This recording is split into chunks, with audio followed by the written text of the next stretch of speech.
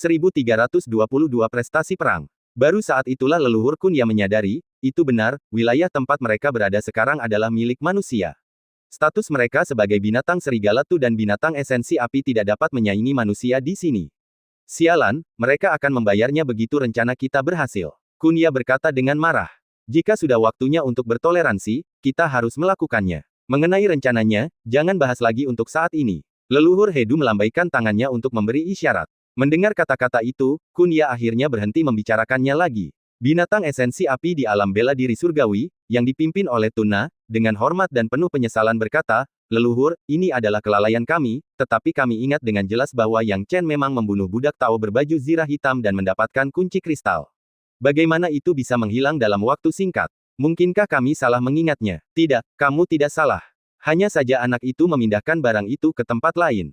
Kami tidak dapat menemukannya." Leluhur Hedu berkata dengan muram. "Apa, dia memindahkannya?" Semua orang terkejut. Kemungkinan besar, tombak itu pasti ada pada anak itu. Dia pasti tidak akan meninggalkannya tanpa membawanya. Kemungkinan besar, dia menyadari bahayanya dan memindahkannya terlebih dahulu. Leluhur Hedu menyipitkan matanya. Tapi, kapan dia menemukan waktu untuk memindahkannya? Sekelompok orang bingung. Kalau kau benar-benar bisa memahami taktik anak ini, kau pasti sudah membunuhnya bertahun-tahun yang lalu, gerutu Hedu. Apakah anak ini benar-benar menyembunyikan segalanya di alam rahasia Ki Ungu? Hedu, mengapa kau tidak setuju dengan anak itu dan membawa kami ke alam rahasia Ki Ungu? Tanya Kunya. Hedu menggerutu, "Dasar bodoh, kau pikir pasukan lain itu idiot? Kalau kita pergi ke alam rahasia Ki Ungu, rencana besar kita akan langsung terbongkar. Anak-anak muda itu tidak tahu apa itu alam rahasia Ki Ungu, tapi kau pikir kaisar-kaisar agung itu tidak tahu?" Kunya langsung terbangun. Keduanya jelas percaya bahwa Yang Chen mengatakan kebenaran tentang lokasi titik teleportasi di alam rahasia Ki Ungu, tanpa menyadari bahwa Yang Chen sepenuhnya menggertak mereka dengan cerita itu. "Baiklah, mari kita tinggalkan masalah ini untuk sementara, tetapi ini hanya sementara. Untuk saat ini, biarkan semua orang percaya bahwa kunci kristal tidak bersama Yang Chen. Kita akan perlahan-lahan mencari waktu untuk menyusahkan anak ini di masa depan, saat itu, kunci kristal akan tetap menjadi milik kita." Leluhur Hedu mengepalkan tinjunya. Saat berikutnya, dia dan klan binatang serigala tu bergegas pergi. Ketika kedua klan itu pergi, tentu saja pasukan lain juga tahu bahwa tidak ada gunanya tinggal, semuanya pergi. Hal yang sama berlaku untuk Sekte Wilayah Utara, yang bergegas kembali. Dalam perjalanan pulang, He Tan dan Huawu serta yang lainnya memanggil Yang Chen ke sisi mereka. "Yang Chen," kata He Tan. Yang Chen menebak mengapa dia terlihat oleh tiga kaisar besar, dan menyapa mereka dengan hormat, berkata, "Junior menyapa tiga kaisar besar. Yang Chen, tidak perlu bersikap terlalu sopan kepada kami. Saya pikir Anda harus memahami beberapa alasan mengapa kami bertiga memanggil Anda. Mengenai kunci kristal ini, Anda harus memberi tahu kami yang sebenarnya. Mengapa klan binatang esensi api mencurigai Anda?" tanya Kaisar Jinsi. Yang Chen tidak terkejut, akan aneh jika tiga kaisar agung tidak bertanya. Dia sudah memikirkan apa yang harus dikatakan dan mulai berkata, "Junior memang menghadapi beberapa konflik dengan binatang esensi api ketika aku menjelajah ke alam rahasia. Tapi sejujurnya aku tidak mendapatkan kunci kristal, dan tidak bisa mendapatkannya juga. Insiden dengan merak tujuh warna dan singa iblis es dan api, sepenuhnya dibuat-buat oleh binatang esensi api." "Oh, apa yang terjadi?" Kaisar Huawu juga menjadi penasaran. Yang Chen tidak berniat mengungkap masalah kunci kristal, meski ketiga kaisar agung sangat menginginkan kunci kristal, tetapi masalah ini terlalu besar. Dia telah menyadari sebelumnya, bahwa melepaskannya mungkin bukan hal baik bagi Sekte Teritori Utara, tetapi malah sebuah malapetaka.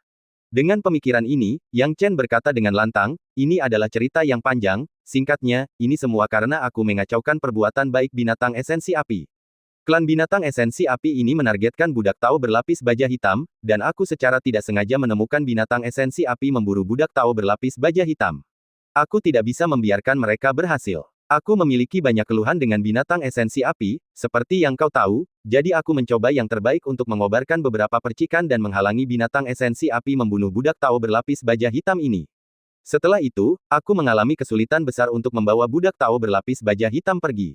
Kemana perginya? Aku tidak tahu. Melihatnya sekarang, binatang esensi api mungkin tidak menemukan budak Tao berlapis baja hitam lagi, kalau tidak mereka tidak akan menunjuk jari mereka padaku, dan menuduhku membunuh budak Tao berlapis baja hitam. Oh, haha, ini menarik. Meskipun Kaisar Agung sangat penasaran tentang bagaimana Yang Chen menghalangi binatang esensi api, mereka tidak bertanya lebih lanjut tentang hal itu. Yang Chen selalu memiliki kemampuannya sendiri, dan mereka semua sangat menyadarinya.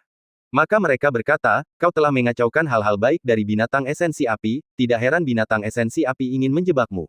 Tidak disangka binatang esensi api ini mencoba mencuri ayam tetapi malah kehilangan nasi. Kaisar Jinsi tertawa. Yang Chen, kamu seharusnya tidak melakukan hal-hal berbahaya seperti itu mulai sekarang.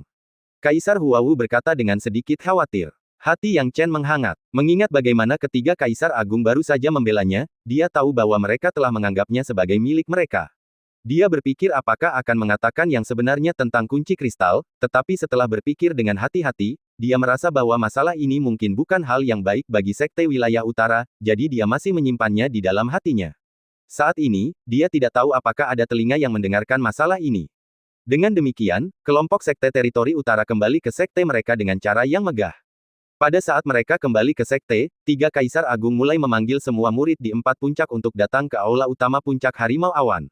Pemanggilan ini jelas berkaitan dengan keuntungan dari perjalanan ke Pegunungan Pingyang. Semua murid yang berpartisipasi dalam pertempuran menyadari situasi tersebut dan pergi ke sana satu demi satu. Yang Chen juga ada di antara mereka, mengikuti tim Evergreen Peak. Kakak senior Wang Tong, seberapa sukseskah kamu kali ini? Dalam perjalanan, Yang Chen bertanya pada Wang Tong. Wang Tong dan yang lainnya dalam tim saling memandang, dengan senyum pahit di wajah mereka, dan berkata, jangan sebutkan itu. Apa yang terjadi? Yang Chen sangat terkejut. Zukai berkata tanpa daya, setelah kami dan orang-orang dari puncak Yunhu bertemu, kami membunuh banyak budak Tao di sepanjang jalan. Namun, kunci dari para budak Tao ini akhirnya jatuh ke tangan orang-orang dari puncak Yunhu. Hampir tidak ada yang tersisa di tangan kami. Yuan Fei itu mengandalkan banyak orang dari keluarganya dan menimbun semua kunci dari budak Tao yang kita buru. Dia tidak membagikan banyak kepada kita sama sekali. Itu terlalu menggertak. Kita tidak berkontribusi lebih sedikit. Kata Wang Tong sambil menggertakkan giginya. Baru pada saat itulah Yang Chen teringat bahwa tim Evergreen Peak telah bepergian dengan tim Cloud Tiger Peak. Mengingat temperamen Yuan Fei sebagai pemimpin tim Cloud Tiger Peak, bagaimana mungkin dia bisa mendistribusikan banyak kunci kepada tim Evergreen Peak?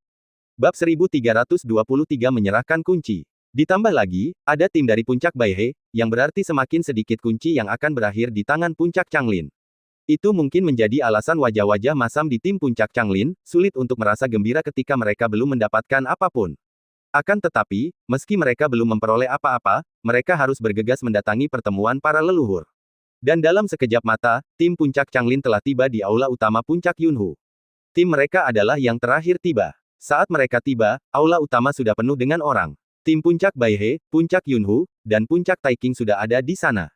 Tim Puncak Changlinmu benar-benar menyita waktumu. Yuan Fei dari Puncak Yunhu berdiri di garis depan, mengejek dengan nada mengejek. Puncak Changlin kita jauh dari Puncak Yunhu, jadi kenapa kalau kita terlambat sedikit? Wang Tong melotot, jelas tidak akur dengan Yuan Fei. Beberapa kaisar tidak terlalu peduli dengan hubungan di antara bawahan mereka. Wajar jika pengikut mereka memiliki beberapa perbedaan pendapat, dan mereka tidak akan menyimpannya dalam hati.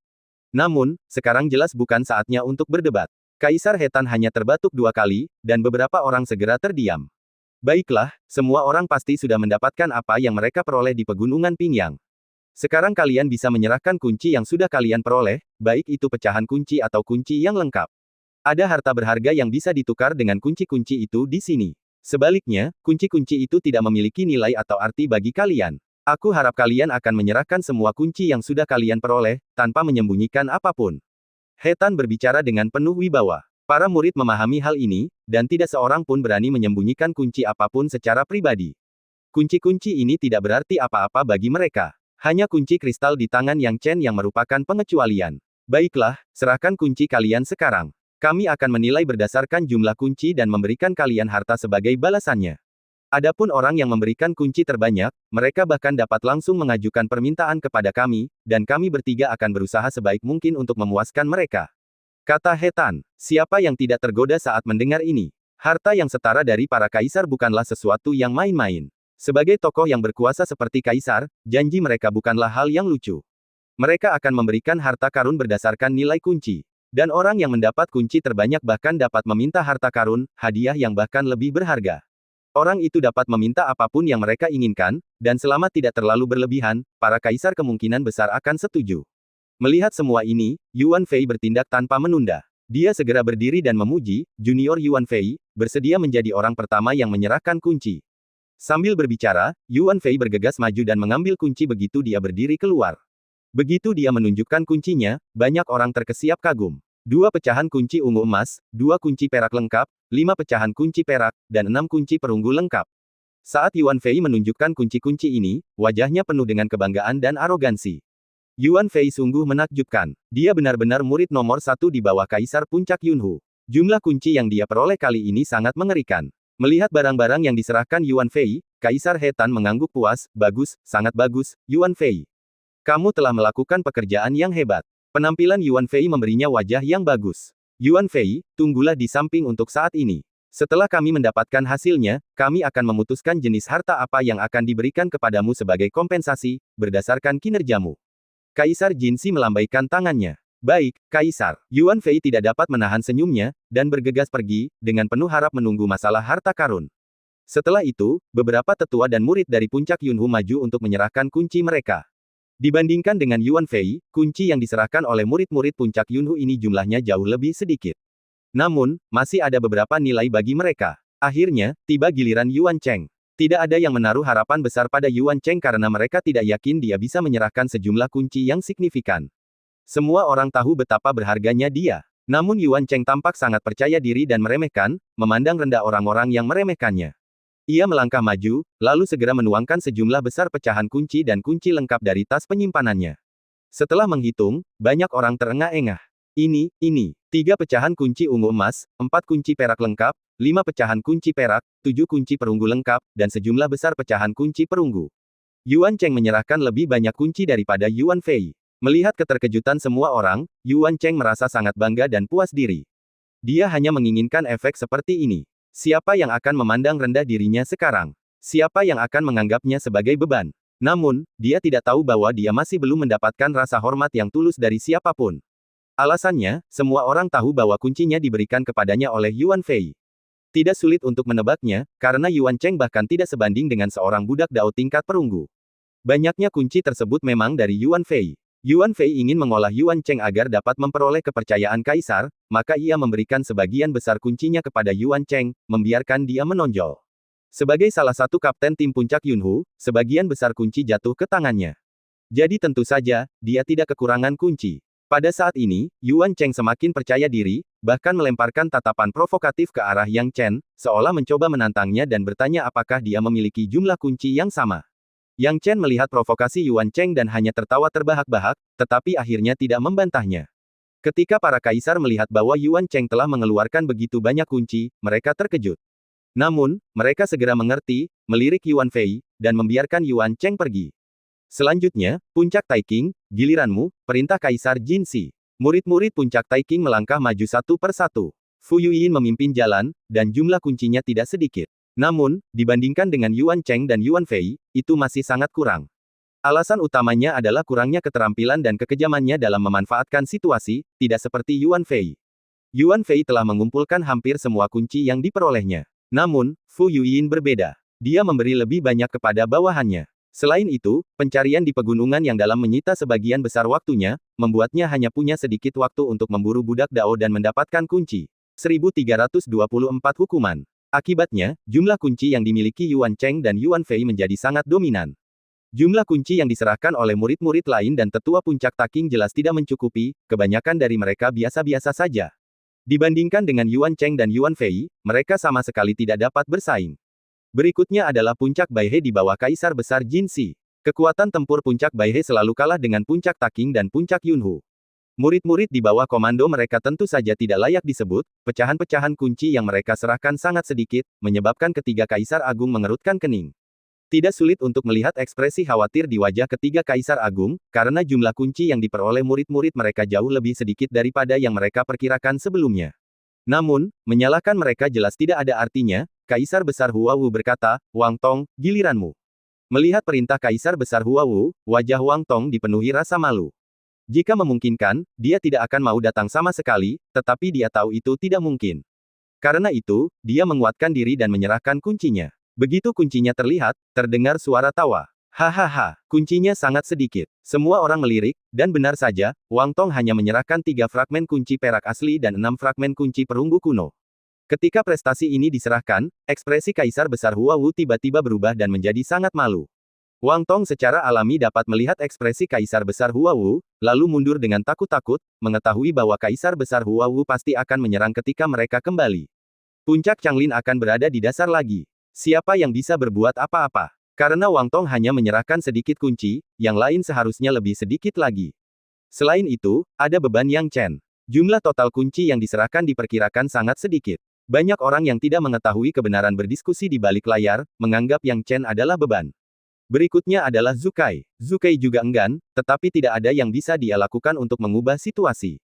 Dia hanya bisa menyerahkan kunci dengan sekuat tenaga. Namun, jumlahnya bahkan lebih sedikit daripada milik Wang Tong, hanya 1 fragmen kunci perak sejati dan 4 fragmen kunci perunggu kuno. Akibatnya, hal itu malah mengundang ejekan dari orang lain. Mereka yang mengejek sebagian besar berasal dari 3 puncak lainnya, melihat hasil buruk puncak Changlin, mereka tidak keberatan untuk mengambil beberapa foto lagi. Terutama Yuan Cheng, yang dengan dingin berkata, "Puncak Changlin, apakah kamu pergi bertamasya di pegunungan Pingyang?" Kau, Zukai dan Wang Tong menggertakkan gigi mereka. Namun, hasil berbicara segalanya, mereka harus menelan amarah mereka, membiarkan yang lain maju dan menyerahkan kunci. Tak lama kemudian, semua orang dari puncak Changlin, kecuali Yang Chen, telah menyelesaikan pertukaran. Ketika 2 tetua alam bela diri surgawi tingkat ke-9 terakhir naik, mereka hanya menyerahkan 2 fragmen kunci perunggu kuno, menyebabkan mata Kaisar Agung Huawu berkobar karena marah. Murid-murid dari puncak gunung lain menertawakan situasi puncak Changlin. Semua orang bisa mengerti jika puncak Changlin menerima lebih sedikit kunci karena mereka memang kekurangan tenaga kerja. Namun kali ini, jumlahnya terlalu sedikit. Yang Chen, giliranmu. Kaisar Agung Huawu menggelengkan kepalanya. Saat ini, dia tidak menaruh harapan besar pada Yang Chen, terutama karena kekuatan bela diri Yang Chen terlalu lemah. Bahkan jika dia ingin menaruh harapan besar pada Yang Chen sendiri tidak memiliki kekuatan. Mendengar perkataan Kaisar Besar Huawu, Yang Chen berdiri dengan tenang. Kuharap dia tidak menyerahkan 1 pecahan kunci perunggu kuno saja dan mempermalukan kita. Yuan Cheng mencibir. Yang Chen tidak peduli, dan segera membuka kantong penyimpanan yang penuh dengan kunci, menuangkan semuanya.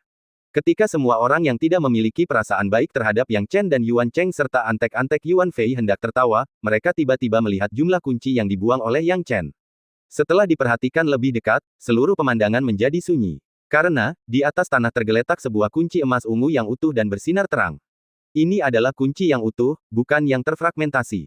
Satu kesatuan utuh. Yang terpenting, selain yang ini, Yang Chen telah memperoleh 4 pecahan kunci emas ungu, lebih dari selusin kunci perak sejati yang lengkap, pecahan yang tak terhitung jumlahnya, dan begitu banyak kunci perunggu kuno serta pecahannya sehingga sangat mempesona dan sulit untuk mengetahui jumlahnya secara sekilas. Dapat dikatakan bahwa hanya Yang Chen saja yang memperoleh lebih banyak puncak dibandingkan dengan puncak lainnya. Adapun Yuan Cheng dan Yuan Fei, 2 taipan, bersama-sama mereka bahkan tidak dapat melampaui Yang Chen. Ketika adegan seperti itu muncul, mereka yang awalnya siap tertawa semua menutup mulut mereka.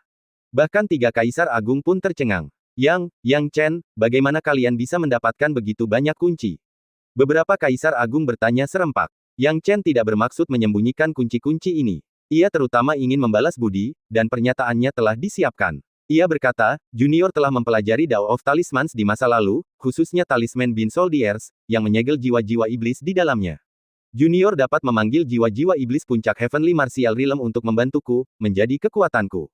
Semua kunci ini diperoleh dengan bantuan jiwa-jiwa iblis yang dipanggil oleh talisman Bin Soldiers milikku. Oh, jimat prajurit kacang. Kaisar Hetan penasaran. Fu Yueying buru-buru melangkah maju, Junior telah menyaksikan jimat prajurit kacang. Jimat itu memang memanggil sejumlah besar jiwa iblis yang bahkan menghalangi binatang serigala tinta sejenak, memungkinkan kita dari puncak Taking dan yang lainnya untuk melarikan diri dari binatang serigala tinta.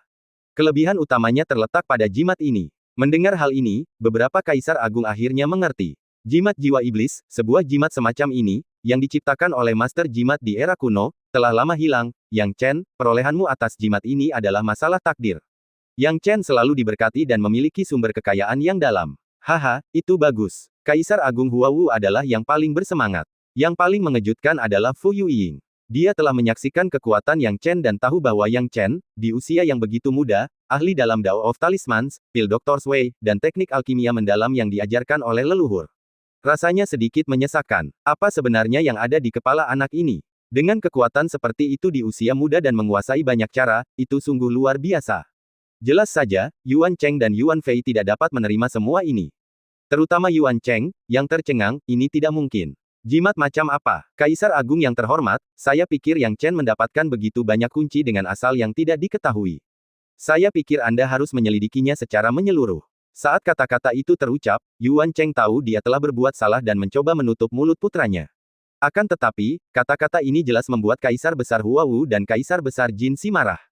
Kaisar Agung He Tan juga murka, segera menamparkan telapak tangannya langsung ke Yuan Cheng, dengan marah berkata, "Bajingan, bukan hak seorang junior sepertimu untuk ikut campur dalam masalah kami bertiga.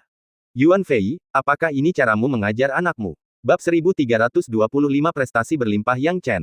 Pada saat ini, Yuan Cheng terkena telapak tangan He Tan dan terlempar dalam sekejap. Dia memuntahkan darah dan jatuh pingsan. Ini karena He Tan telah menunjukkan belas kasihan dan tidak menyerang untuk membunuhnya. Kalau tidak, Yuan Cheng akan kehilangan nyawanya di tempat dan mayatnya akan menjadi abu. Saat ini, Yuan Fei dilanda kepanikan, bahkan tidak memiliki keberanian untuk memeriksa putranya. Dia ingin memarahi Yuan Cheng dalam hatinya, tetapi memprovokasi kekuatan lain di bawah panji kaisar adalah sesuatu yang telah dia lakukan berkali-kali. Para kaisar yang murah hati tidak akan menanggapi provokasinya dengan serius dan tidak akan repot-repot menghadapinya, seorang junior. Tetapi berbicara kepada kaisar seperti ini sama saja dengan mengundang kematian, bukan?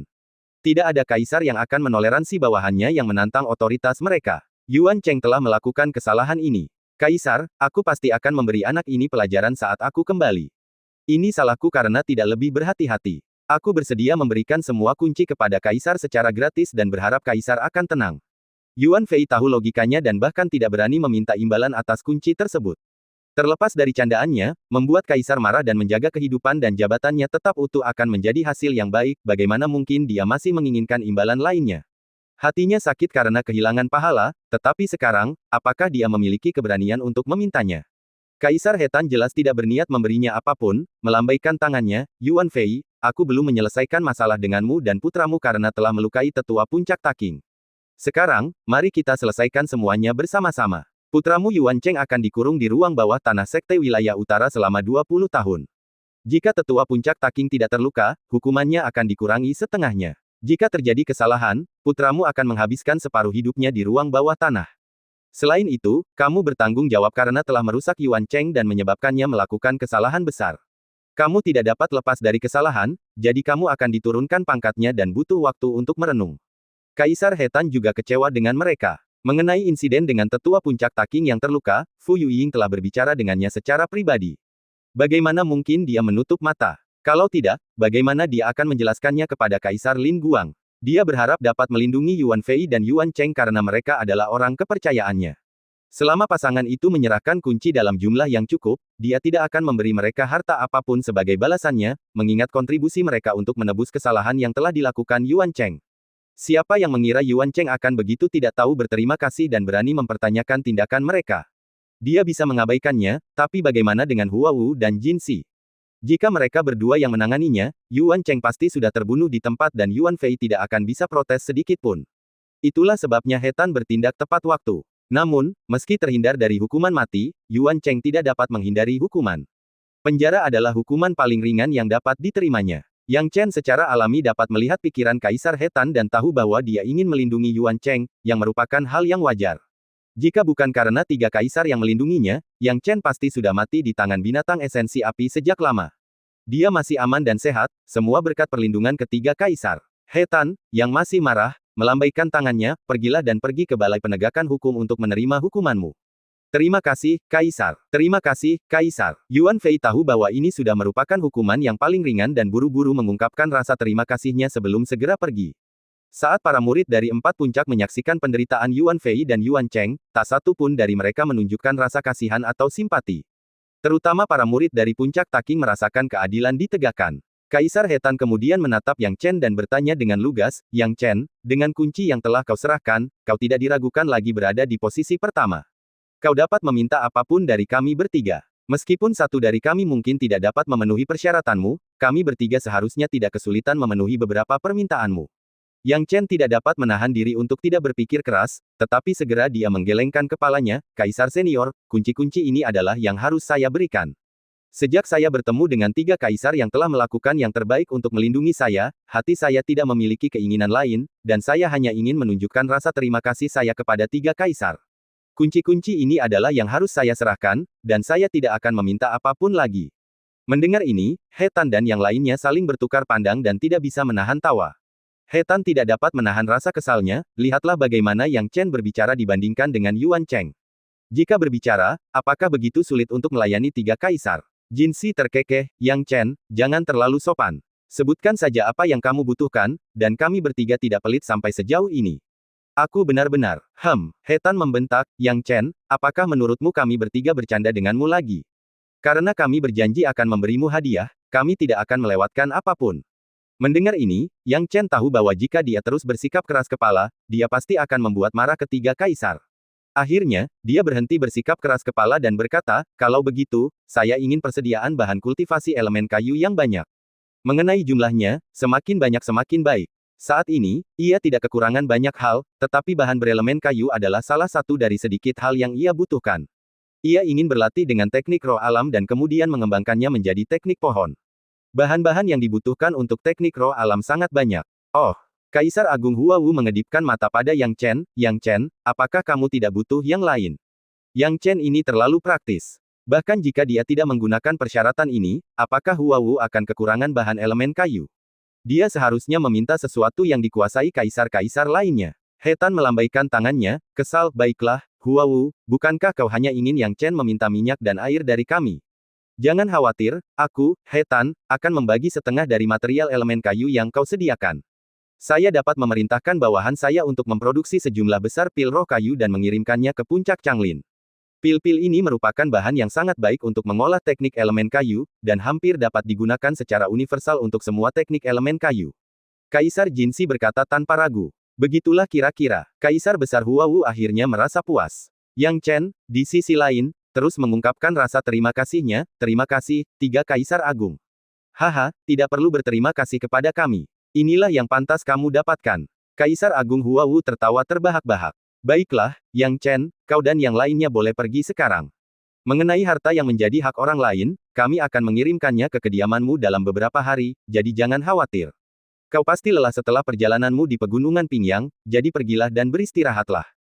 Kaisar Agung Jinsi memberi instruksi kepada mereka. Para murid dari 4 puncak tentu saja tidak berlama-lama lagi. Memang, mereka semua kelelahan setelah perjalanan ke Pegunungan Pingyang dan ingin beristirahat. Jadi mereka semua pergi satu per satu. Yang Chen tidak terkecuali. Dia tidak akan mengatakan bahwa dia kelelahan, tetapi perjalanan ke Pegunungan Pingyang memang menghasilkan banyak manfaat. Pertama, dia memperoleh esensi asal api, yang dapat digunakan untuk mengubah api cairnya menjadi api cahaya. Kedua, miasma yang dideritanya merupakan hal yang aneh baginya sebagai seorang praktisi medis dan bab 1326 teknik perpanjangan hidup yang cerdas. Setelah kembali, Yang Chen langsung mengumumkan kultivasinya yang tertutup, mengabaikan mereka yang mencoba mendekatinya dengan mengirimkan hadiah dan sejenisnya. Sekarang, yang bisa ia pikirkan hanyalah situasi kakak perempuannya. Namun, butuh waktu bagi binatang esensi api untuk datang dan meminta maaf, dan masalah ini tidak bisa terburu-buru. Sebelum itu, ia hanya bisa menenangkan pikirannya. Yang Chen mengesampingkan pemurnian esensi asal api, terutama karena esensi asal api ini telah mencapai tingkat api cahaya. Esensi asal api tingkat seperti itu sangat mendominasi dan membutuhkan waktu terlalu lama untuk disempurnakan. Dia bisa menyempurnakannya nanti saat dia punya cukup waktu. Untuk saat ini, Yang Chen fokus pada racun miasma. Bagi seorang dokter medis dan, mungkin hal yang paling menarik adalah racun. Racun yang tidak diketahui bahkan akan membangkitkan hasrat dan rasa ingin tahu yang paling mendasar di hati mereka. Yang Chen melakukan hal yang sama. Dia mengumpulkan semua racun miasma ke dalam wadah terpisah, dan sekarang di kamarnya, dia langsung membuka wadah tersebut, lalu mengeluarkan setitik racun miasma dan mulai mengamatinya. Racun miasma tidak lagi dikendalikan oleh tuannya dan dengan mudah ditekan oleh ki sejatinya, yang tidak terlalu sulit. Meski begitu, jelas bahwa racun miasma mencoba menyerang ki sejati Yang Chen dan memasuki tubuhnya melalui itu. Akan tetapi, ki sejati Yang Chen bukanlah tandingan yang mudah, dan hanya dengan sedikit usaha, ia mampu menekan racun miasma. Aku perlu mengamati komponen racun miasma ini dengan saksama, gumam Yang Chen dalam hati. Maka, Yang Chen mulai mempelajari racun miasma dengan rasa ingin tahu. Dalam sesi belajar ini, ia sama sekali lupa tentang tidur dan makanan, mengamatinya selama 2 hari 2 malam penuh sebelum akhirnya memperoleh hasil.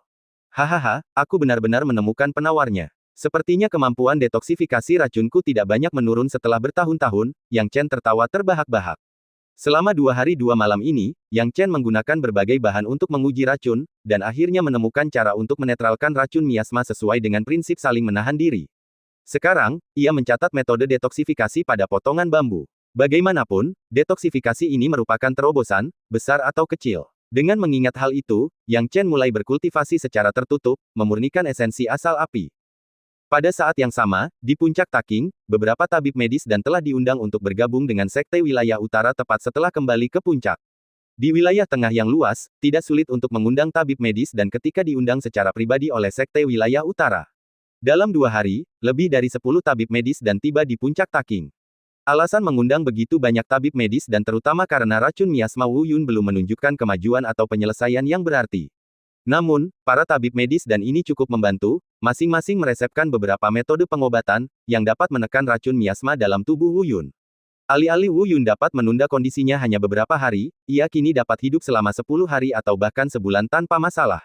Akan tetapi, pengobatan ini hanya mengatasi gejalanya saja dan tidak mengatasi akar permasalahannya. Racun miasma belum teratasi sepenuhnya, membuat semua orang di puncak Taking panik dan cemas. Meskipun Wu Yun bukan tokoh inti puncak Taking, dia merupakan salah satu di antara banyak saudari, dan semua orang peduli padanya. Saat ini, kamar Wu Yun dipenuhi orang. Fu Yuying berada di dalam kamar Wu Yun, memperhatikan dokter yang sedang memeriksa denyut nadinya dan bertanya dengan ragu, "Dokter Liu, apakah Anda sudah sampai pada kesimpulan dengan diagnosis Anda?" Ini, Dokter Liu menyentuh janggutnya, berjuang untuk berdiri, dan kemudian berkata dengan malu, "Saya harap Penatua Fu dapat memaafkan saya, tetapi racun miasma ini selalu langka, dan saya belum pernah melihatnya sebelumnya, apalagi mengobatinya. Jadi, butuh waktu berapa lama untuk melakukan analisis sementara terhadap komponen-komponen tersebut dan menemukan pengobatan yang tepat untuk mendetoksifikasinya?" Tanya Fu Yuying. "Saya khawatir ini akan memakan waktu setidaknya setengah tahun," kata Dokter Liu dengan wajah tegas. "Kenapa butuh waktu lama sekali?" Fu Yuying membelalakkan matanya. Dokter Liu berkata dengan getir, "Penatua Fu, kau tidak tahu, racun miasma ini bukanlah racun biasa. Racun ini sangat mendominasi, dan jika tidak ditangani dengan benar, bukan hanya Penatua Wu yang akan berada dalam bahaya, tetapi juga separuh hidupku." Mendengar ini, Fu Yuying berkata dengan tidak sabar, "Aku pikir kalian hanya takut mati." Ini, Dokter Liu dan tabib lainnya tampak malu dan sedikit marah, tetapi mereka tidak berani mengatakan apapun ketika memikirkan kekuatan Fu Yuying. Fu Yuying mendengus pelan, hatinya merasa tidak senang. Wu Yun berada dalam situasi seperti ini sekarang, dan sebagai saudara perempuannya, dia tidak bisa membantu sama sekali. Bagaimana dia bisa bahagia? "Penatua Fu, kami telah mengundang total 20 tabib medis dan, tetapi tidak satu pun dari mereka dapat menyembuhkan racun miasma milik Penatua Wu. Apa yang dapat kami lakukan mengenai hal ini?" Para tetua puncak Taking lainnya telah kehilangan keberanian dan hanya dapat berharap pada Fu Yuying untuk bimbingan. Fu Yuying mengutuk dalam hatinya atas ketidakmampuan para dokter medis dan ini sambil juga mengagumi keberanian Yang Chen. Jika bukan karena Yang Chen yang mengambil risiko untuk menyelamatkan nyawa Wu Yun, dia pasti sudah mati. Apakah Yang Chen mempertimbangkan bahaya saat itu? Sama sekali tidak. Namun, karena mengira bahwa nyawa Wu Yun masih bergantung pada para tabib medis dan ini, Fu Yuying berkata, "Apakah benar-benar tidak ada cara lain, para tabib? Jika kalian dapat menyelamatkan Wu Yun, puncak Taking dari Sekte Wilayah Utara kami akan sangat berterima kasih." Ini, banyak dokter medis dan menggertakkan gigi dan mendesah, seolah-olah kehabisan ide. Tepat saat Fu Yuying hendak menunjukkan rasa putus asanya, seorang tabib yang tadinya terdiam di sudut tiba-tiba berbicara, "Penatua Fu, aku punya saran, tapi aku tidak yakin apakah akan menyampaikannya atau tidak." "Oh, Tuan Kren, silakan bicara jika Anda memiliki sesuatu untuk dikatakan." Fu Yuying memiliki kesan yang baik tentang dokter ini. Meskipun Master Kren tidak pandai berbicara, tetapi dia memang mampu, terutama karena perawatannya berhasil menunda kondisi Wu Yun selama beberapa hari. Sayangnya, Master Kren, meskipun terampil, masih belum mampu mendetoksifikasi racun miasma. Master Kren kini berkata, "Mungkin aku tidak bisa mendetoksifikasi racun ini, tetapi bukan berarti orang lain juga tidak bisa. Aku merasa ada orang di dunia ini yang bisa mendetoksifikasi racun ini. Bahkan jika ada orang yang bisa mendetoksifikasinya, di mana aku bisa menemukan mereka?" Fu Yuying berseru tak berdaya, mengira Master Kren hanya berbicara omong kosong. Master Kren terbatuk 2 kali, lalu berkata, "Penatua Fu, saya punya pertanyaan untuk Anda. Sebenarnya, Penatua Wu seharusnya tidak dapat bertahan hidup sesaat setelah diracuni dengan racun miasma, tetapi mengapa dia berhasil bertahan hidup? Tentu saja, itu karena seseorang telah menyelamatkan hidupnya. Tidak bisakah kau melihatnya, Tuan Kren?" Fu Yuying bertanya dengan rasa ingin tahu. "Bagaimana mungkin aku tidak melihatnya? Tetua Fu, yang ingin kukatakan adalah metode untuk menyelamatkan hidupnya. Sederhananya, jika bukan karena orang itu yang menggunakan metode itu untuk memperpanjang hidup tetua Wu dan merebaknya racun miasma saat itu, kita mungkin tidak akan menemukan prinsip untuk menyelamatkan hidupnya hanya berdasarkan itu. Racun miasma adalah racun yang sangat sulit untuk ditunda, dan orang yang dapat memikirkan cara untuk menyelamatkan hidupnya dan memperpanjangnya saat itu pastilah seorang ahli, kata Master Kren.